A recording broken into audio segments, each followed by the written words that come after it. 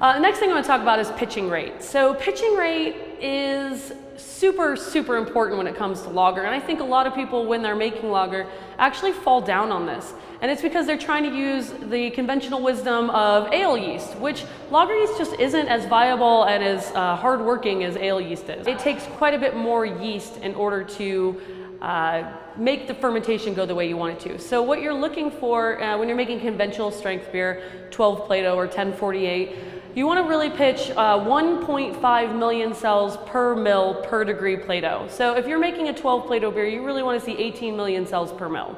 If you're making something that's more like 16 Plato, you're going to want to double that. So you're going to want to pitch 2 million cells per mil per degree Plato. So if you're making a 16 Plato beer, you're going to need 32 million cells. And it seems like overkill, but your fermentations will be much more textbook and you'll create less off flavors and the lag time will be what you desired. It's extraordinarily difficult to overpitch a lager. So I always recommend pitching quite a bit. If you don't have the ability to measure yeast per se, a good rule of thumb is for lager, 1 liter of healthy yeast slurry for every hectoliter of beer.